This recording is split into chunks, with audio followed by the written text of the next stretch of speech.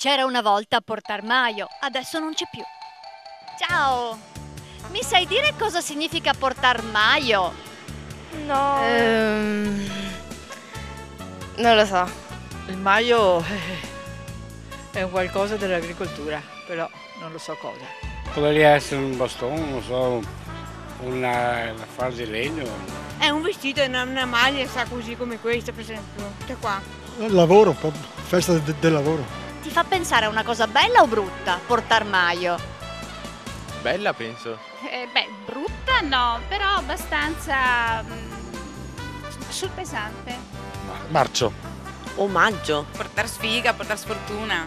Portare sfortuna, iella. Portar bene, tu dici? Diciamo portar bene, dai. È un comparativo in pratica, quindi più che bene, insomma, penso. Positiva, senz'altro. No, dobbiamo battere marzo, non so se sia la stessa roba.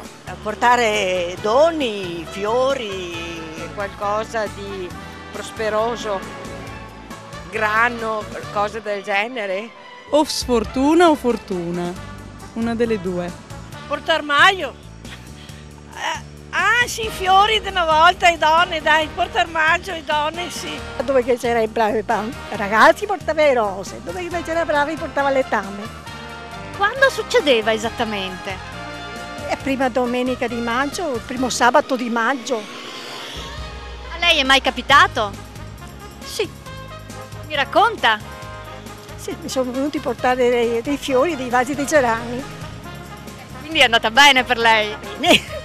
E anche maggio ci porta la pubblicità.